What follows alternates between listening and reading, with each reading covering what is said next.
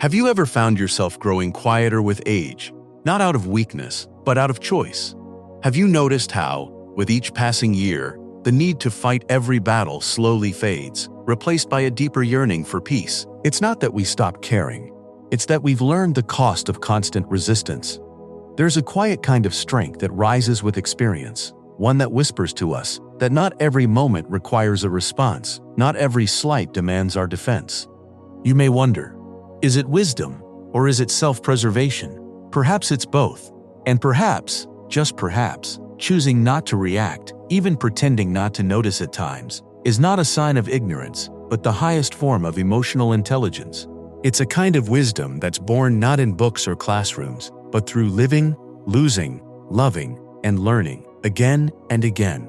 In this video, I want to walk with you through 7 powerful life situations where appearing unaware or choosing silence is not giving up, but stepping into a deeper grace.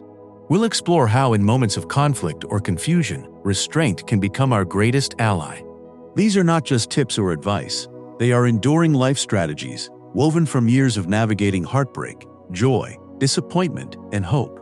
They are lessons carved from the quiet spaces in between life's louder moments. We'll talk about how to handle the sting of being left out of family decisions, how to respond with dignity when others underestimate us, and how to preserve our peace when technology outpaces our comfort.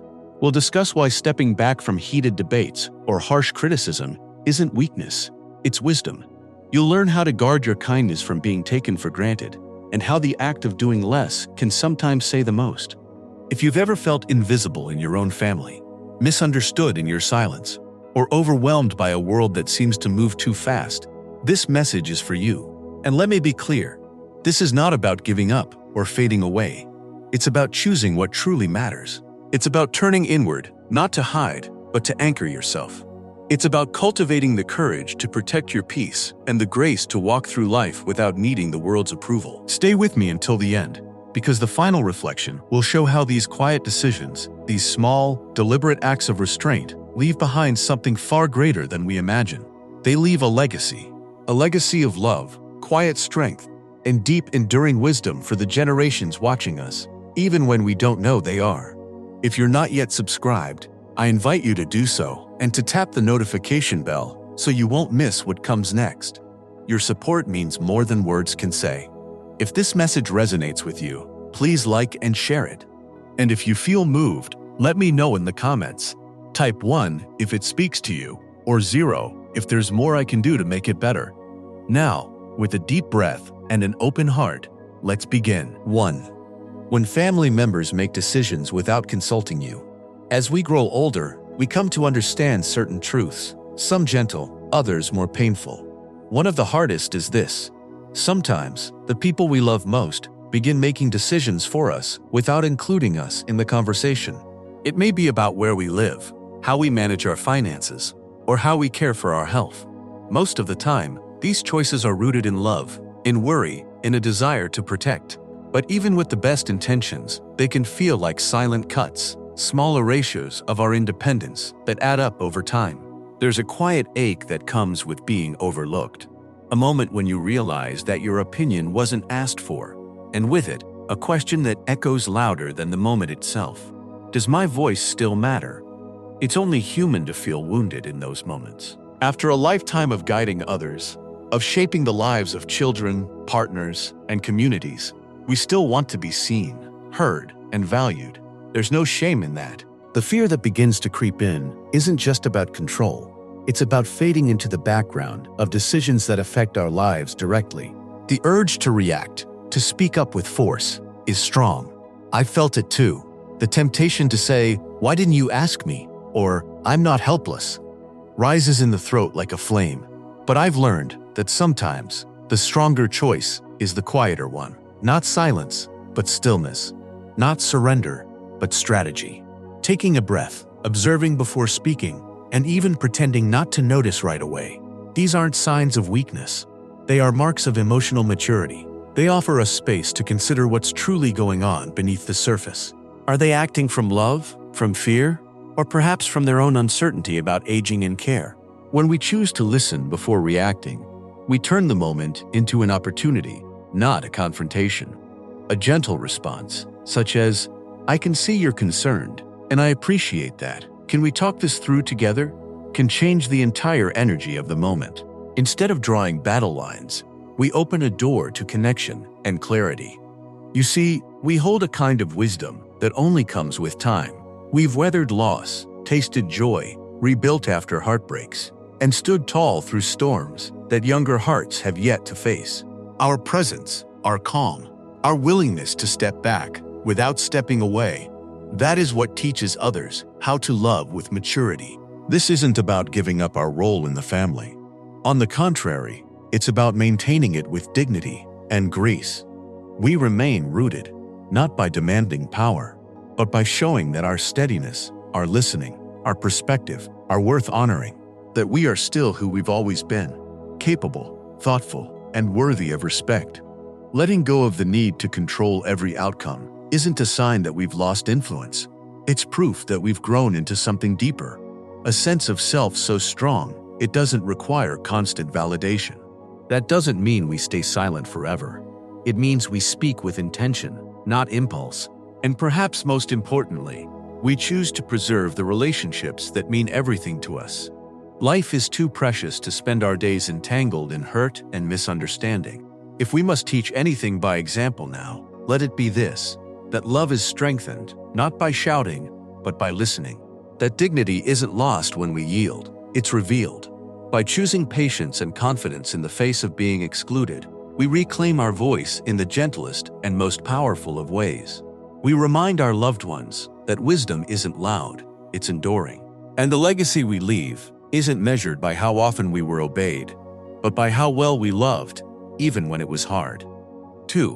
When someone underestimates your abilities. As we move through the later chapters of life, something subtle but undeniable begins to happen. People start to see us not for who we truly are, but through the limited lens of our age. It might show up in a hesitant glance from a cashier who explains how to use a touchscreen as if you've never encountered one, or in a neighbor rushing to help you with something you've done 1,000 times before. Even our own children or grandchildren may offer assistance with a kindness that, while well-meaning, carries the faint sting of assumption. These moments, though often wrapped in good intentions, can feel like small paper cuts to the soul. They whisper an unspoken doubt. Are you still capable? And for many of us, that whisper echoes louder than the words spoken aloud. You've lived a life of competence, raised families, worked tirelessly, and navigated decades of change. You've built a foundation of resilience through triumphs, losses, setbacks, and victories. And when someone overlooks that depth, it can be tempting, so tempting, to prove them wrong. To jump in and say, "I know what I'm doing," or to demonstrate your skill on the spot, just to reclaim your dignity. But here's something age has taught me.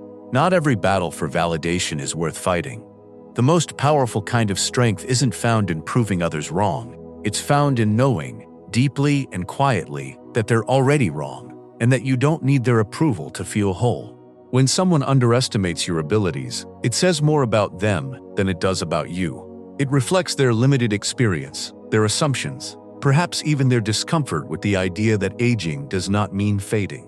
Their reaction isn't your responsibility to fix. Imagine this: someone explains something to you that you already understand. You could correct them sharply, of course, but instead, you offer a smile and say, "Thank you, I appreciate your help." With those few words, you remain in control, not by overpowering, but by rising above. You show not only grace, but mastery of your own emotions. This response doesn't mean you're playing small. It means you're choosing your moments. And those moments, when handled with calm assurance, have far more impact than any sharp retort. The same person who doubted your abilities might later see you manage your online banking effortlessly or FaceTime with your grandchild across the country, leaving them surprised and perhaps a little humbled. There's something quietly beautiful about letting people misjudge you and then letting your actions speak in their own time. It's not about revenge or proving a point. It's about the quiet joy of knowing who you are and letting others catch up to that truth on their own. If you're still watching this video and find these lessons speaking to your experience, I invite you to comment 1 below. It helps me know we're walking this journey together. Never forget the richness of your life, your trials, your triumphs, and your evolution. These are not diminished by someone else's assumptions. In fact, they become even more meaningful when you choose to respond not with defensiveness, but with peace. You've reached a point in life where you no longer have to prove yourself. You've already proven everything that matters through the life you've built. And that, dear friend, is the deepest kind of freedom. By choosing calm over conflict, assurance over anger, and perspective over pride, you not only protect your peace, you remind the world, quietly and confidently, that age is not a decline, but a rising into wisdom, grace, and lasting strength. 3. When family arguments or tensions arise. Family, what a blessing it is. A refuge of shared memories, laughter, and love. Yet, even the deepest bonds can fray. As we grow older, the beauty of family becomes more precious, but so too does the pain when conflicts arise. The disagreements that once felt fleeting in younger years can now weigh heavier, often burdened with history, emotion, and the quiet fear that time to heal those rifts might be running out. Perhaps you've seen it, siblings falling into old patterns, wounds from long ago bubbling up again, or the younger generation clashing over values and beliefs that feel so distant from your own. These moments can break your heart, and as the elder, the one who has seen more, felt more, and endured more, you may feel caught in the middle, unsure of whether to step in or let things play out. Your loved ones may look to you for guidance, or worse, to take sides. It's a weighty place to be, trying to keep the family whole while protecting your own peace. There's a deep desire to speak, to correct, to heal, but experience teaches us that sometimes, speaking too soon can do more harm than good. There is a wisdom in choosing when to stay silent, not out of fear, but out of love. It's not indifference, it's discernment. Sometimes, the greatest contribution we can make is not in leading the conversation, but in softening its tone by our presence alone. When the room grows tense and emotions run high, a gentle phrase like, "It sounds like this means a lot to everyone. I trust you'll figure it out together," carries more influence than most realize. It diffuses intensity while honoring everyone's feelings, guiding without controlling. By remaining grounded, you model a different way of handling conflict, a way rooted in compassion, patience, and perspective. You help others see what truly matters, not who wins the argument, but how the family holds itself together through it. Time has likely shown you how many things once felt monumental, only to become small with distance. The pain of today can become the laughter of tomorrow, if we allow space for healing. By stepping back, you give that space room to grow. And in doing so, you gently redirect your family's attention to what endures beyond the storm. Love, respect, connection. This isn't about avoiding your role. It's about fulfilling it differently. As the elder, you've earned the right to protect your peace without guilt. You've seen what unresolved tension can do to relationships, and you know that forgiveness and understanding aren't signs of weakness. They are the very foundation of family. So, let your calm be the lighthouse in the emotional fog.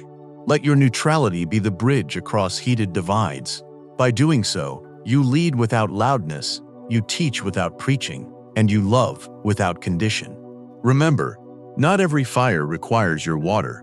Sometimes, the most loving thing you can do is let others learn, while standing close enough to support if they ask. That quiet strength, that deep reservoir of wisdom and restraint, that's your gift to your family now. Let your legacy be one of peace, not because you avoided conflict, but because you chose not to let it define the bonds that matter most. After all, when the voices fade and the dust settles, what remains isn't who was right, but who stayed loving. That, dear one, is a kind of strength no storm can shake. 4. When you encounter technology you don't fully understand. Technology today often feels like it's moving at lightning speed, leaping forward while we're still trying to figure out yesterday's update. It's as if the world turned a corner overnight and didn't pause long enough to wait for us to catch up. Smartphones, apps, online banking, video calls, smart devices, it can all feel like a different language, spoken in a world we helped build, yet sometimes feel shut out from. For many of us, it's not that we're incapable of learning. We've learned all our lives. We've adapted to change, endured transitions, and faced challenges head-on. But technology doesn't evolve gently.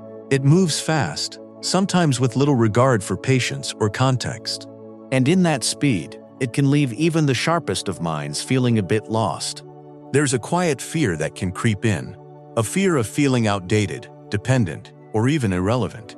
You may worry about being a burden when asking for help. You may hesitate, not because you're unwilling, but because you're uncertain where to begin. I want you to know this: there is absolutely no shame in that feeling. You are not behind, you are exactly where you need to be. We grew up in a world that moved at a human pace. Phones were for voices, not faces. Letters carried emotion. Conversations happened eye to eye. So it's no surprise that these blinking screens and touch-sensitive gadgets sometimes feel like strangers in our homes. But here's the hopeful truth: just because it's different doesn't mean it's beyond you. Every time you say, "I don't understand this," and ask someone to show you, you are showing courage, not weakness. You are bridging generations. When you ask a grandchild or a younger friend for help, you aren't just learning how to use a new device. You're giving them a chance to give back, to feel useful, to connect. And there's something beautiful in that vulnerability. A quiet act of humility that says, "I'm still learning." That small moment becomes a shared experience, a memory that might just mean more than either of you realize. You're not just learning how to swipe or tap. You're showing the people around you that growth never stops, and neither does your willingness to keep engaging with the world. Yes, sometimes pretending to be a bit unsure, even when you've halfway figured it out, can build trust.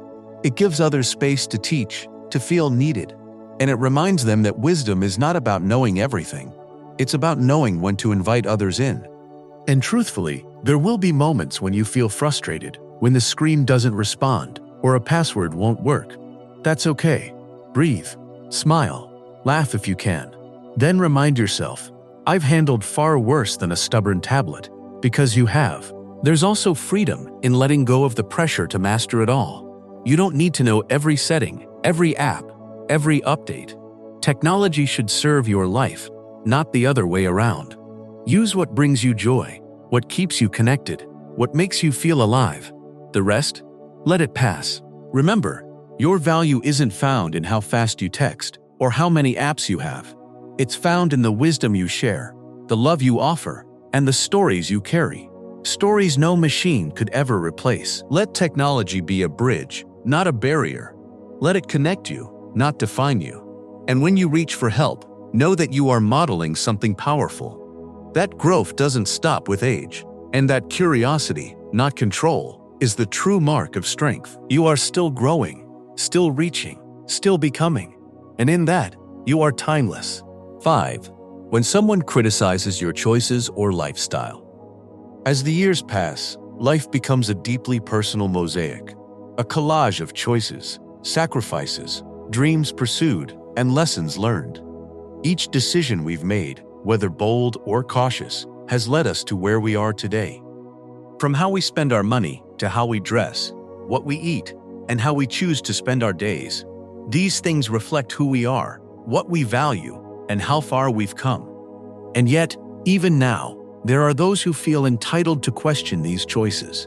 Friends, family, even strangers, often with good intentions, may raise an eyebrow, offer unsolicited advice, or gently criticize our way of living. Sometimes it's framed as a concern, other times it's veiled judgment. Why do you still live alone? Are you sure that's a wise way to spend your savings? Shouldn't you be taking it easier? These questions may seem harmless, but they carry a quiet sting, because beneath those words is an assumption that you need guidance, correction, or permission to live your own life. And that can hurt deeply, especially when it comes from those we love. But here's the truth. You have earned every inch of this life. Every scar, every joy, every moment of clarity, it belongs to you. Your decisions are the result of years lived with courage and curiosity. No one has walked your path. No one has carried your unique joys and burdens. So no one, truly, has the right to tell you how to live. Still, it's hard not to let their words linger. It's hard not to feel the urge to explain or defend, to prove that your choices are thoughtful and sound. But with age comes a beautiful kind of clarity. You realize that explanation is often a burden you no longer need to carry. There's a quiet wisdom in letting go of that need to justify, to persuade, to argue. Instead of defending every decision, you can simply respond with a soft, "That's an interesting thought," or "I appreciate your concern," and leave it there. Not to be evasive, but to protect your peace, because your peace is sacred. You are not obligated to make your life palatable to others. You are not living for their approval. You are living for the moments that make your soul feel alive. Whether it's a spontaneous trip, a hobby that delights you, or the simple joy of solitude, you have the right to choose what brings you fulfillment. Let others hold their opinions. Let them speak from their own experiences, their own fears, their own limitations. But do not take their voices as gospel. Take what's useful, let the rest go. At this stage of life, you've earned the right to live freely and without apology. You've earned the right to spend, to rest, to play, to give, to dream, and to do all of it in your own way. Because the beauty of aging is not just in the years behind us, but in the freedom we find moving forward. You no longer need permission to live joyfully. You are the author of your story, and you are writing it with love, intention, and experience. So when someone questions you, remember, their perspective is shaped by a different journey. Yours is uniquely your own.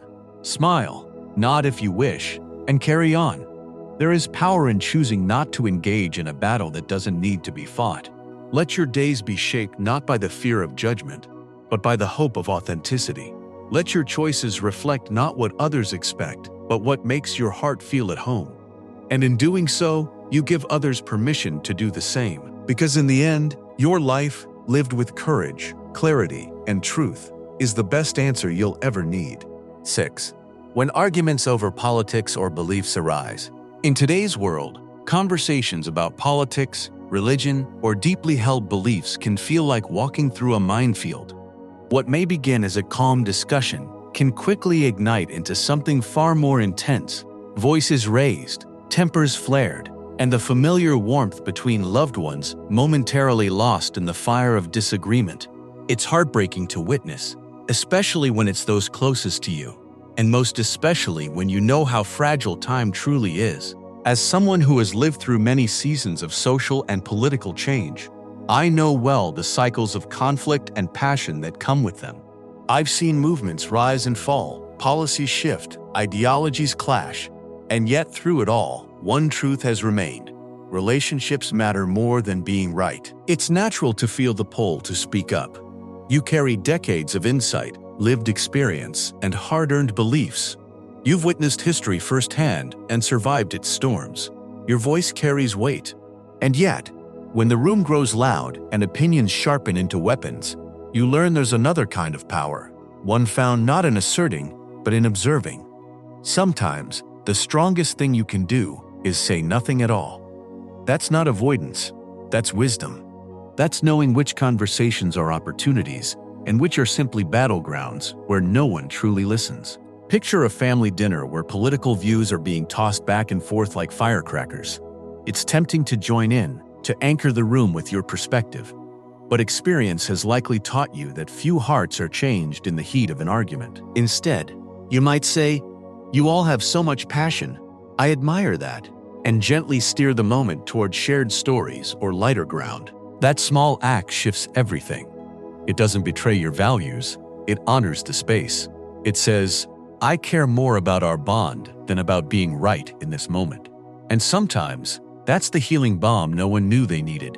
This kind of restraint takes more strength than many realize. But you've developed that strength over a lifetime.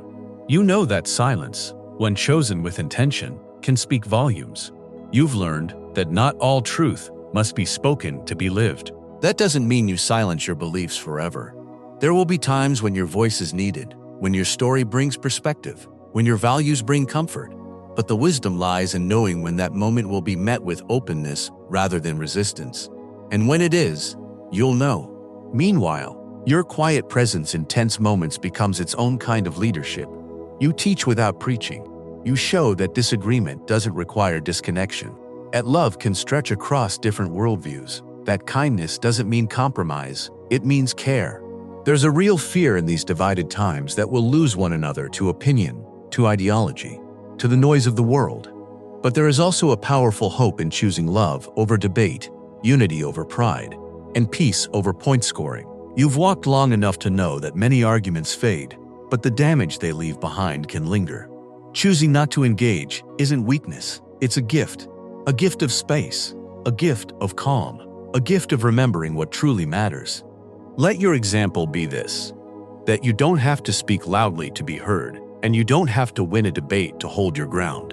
Sometimes, your quiet presence is the reminder others need that there is another way, a way of grace, a way of listening, a way of simply being together in spite of differences. And that, dear one, is a legacy far more enduring than any opinion. 7. When someone tries to take advantage of your kindness, over the years we have come to treasure kindness as one of life's greatest strengths. It softens the sharp edges of the world. It heals, it uplifts, and it connects us in ways nothing else can. When you've lived a full life, seen joy, loss, struggle, and beauty, you begin to understand the deep power of generosity. But with that gift comes a vulnerability. Not everyone sees kindness for the treasure it is. Some, unfortunately, see it as something to manipulate. Whether it's an overly persuasive salesperson, a distant relative in need, or even a friend whose requests start to feel one-sided, you may find yourself questioning, am I being taken for granted? That doubt, that quiet concern, it's valid. And I want to tell you something important.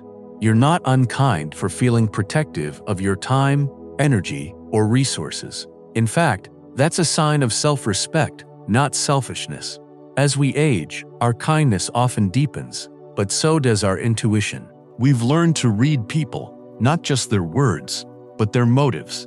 And when something feels off, even slightly, that little voice inside is rarely wrong. In those moments, you don't need to confront or accuse. You don't need to defend your boundaries with loud declarations. Sometimes, the most powerful response is simply pausing, breathing, and saying, "Let me think about that." Those 6 words create space. They give you room to assess, reflect, and protect yourself with quiet confidence. There's no need to rush, especially when pressure is involved. When someone insists you act immediately, or makes you feel guilty for hesitating, it's a signal, not of urgency, but of manipulation. And you've lived long enough to know the difference. There's also a subtle strategy, one that may seem odd at first, but works beautifully. Sometimes, pretending to be unsure, even when you sense the full picture, is a wise move. It lets you observe. It slows the moment down. It gives the other person a chance to reveal their true intentions. This doesn't make you naive. It makes you discerning. It's not about playing games. It's about protecting your heart, your energy, and the sacred peace you've worked so hard to build. You don't have to say yes to everyone. You don't have to explain yourself when you say no. Generosity, when rooted in wisdom, is powerful. But when offered under pressure, it can drain us. The goal isn't to stop giving. It's to give with purpose, with clarity, and to people who see your kindness for what it truly is, a gift, not a resource to be tapped. And when you give from a place of strength, not obligation, your kindness becomes even more meaningful. You bless not only the person receiving it, but yourself, because you know, in your soul, that you're acting out of love, not guilt. If you're still with me, and this resonates with your heart, please comment 3 below. It helps me know that this message found you at the right time. Remember, you've offered more to others in your lifetime than most will ever realize. You've comforted, supported, encouraged, and given of yourself in ways both big and small. And that generosity is sacred. It deserves to be honored, not used. So, if someone tries to take advantage, don't feel shame for stepping back. Feel strength. Know that your time, your energy, and your spirit are precious, and that protecting them is not weakness. It's wisdom, it's self-care, it's love turned inward. And perhaps most of all, remember this: the kindness you carry is not fragile, it is fierce in its own gentle way. It does not need to be poured out carelessly to prove its worth. When shared intentionally, with discernment and grace, it becomes something even more powerful. A light that shines in the right places, for the right people, at the right time. You are not less kind for being cautious. You are wiser, and in that wisdom lies your quiet, enduring strength. As we reach the later chapters of our lives, we begin to understand something that once eluded us in the rush of youth. Strength doesn't always shout. Sometimes, the most powerful force in the room is the one that sits quietly, listens deeply, and chooses stillness over struggle. Old age isn't a fading away. It's a rising into everything we've become. A culmination of all the love we've given, the heartbreaks we've endured, the forgiveness we've offered, and the dignity we've preserved. It's not a weakness to pause. It's not foolishness to let others speak first. It's wisdom, a kind that's born through decades of being present in life, fully and deeply. The world may not always understand this quiet strength. It often celebrates the loudest voices, the sharpest opinions, and the most dramatic reactions. But we know something different. We know that silence, when chosen with intention, speaks volumes. That restraint is not cowardice, it is control, it is love, it is clarity. In those moments when we choose not to argue, not to correct, not to explain ourselves, we are not giving in. We are rising above. We are protecting something far more precious than being right: our peace, our relationships, and our integrity. This is the strength we've earned through a lifetime of navigating challenges and changing tides, through moments where we were underestimated, interrupted, misunderstood, and even dismissed. And yet, we did not become bitter. We became still. We became wiser. We've seen how quickly time passes. We've learned that arguments come and go, but the wounds they leave can linger for years. We've learned that people remember how we made them feel far more than the words we used. And we've come to understand that the greatest legacy we can leave behind is not in our victories, but in our grace. This legacy of quiet wisdom, of choosing peace over pride, love over conflict, understanding over reaction, is what will remain long after we are gone. It will echo in the way our children speak to one another. It will live in how our grandchildren handle disagreement. It will shape the hearts of those we've touched with our calm in moments of chaos. To be still in a noisy world is not to retreat. It is to lead in a different way. It is to say, I know who I am. I know what matters. I do not need to win to be worthy. And so, if you found yourself in any of these moments we've shared, feeling ignored, underestimated, overwhelmed, or taken for granted, I hope you now see that you are not alone. These aren't signs of your fading. They are opportunities for your wisdom to shine. You have nothing left to prove. Your life has already spoken for you. It has told a story of resilience, of kindness, of perseverance, and of quiet, unshakable strength. You are a living testament to the truth that dignity is not in how loudly we speak, but in how deeply we live. So what will you carry forward from this reflection? What lesson will take root in your heart? Is it the beauty of letting go, the power of holding your peace, or the reminder that silence, too, can be a gift? Whatever it is, I invite you to hold it close, to let it guide your next conversation, your next decision, your next gentle act of wisdom. And if this message has touched you in some way, I'd be honored to hear from you. Please leave a comment below and share one thing you're choosing to practice in your life. Moving forward, I read every word, and your voice matters more than you know. If you found this video meaningful, please like it, share it, and consider subscribing so you never miss the quiet wisdom we continue to uncover together. Thank you for spending this time with me. May you walk forward with peace in your heart, patience in your spirit, and the deep knowing that your quiet strength will continue to shape the world in ways both seen and unseen for generations to come.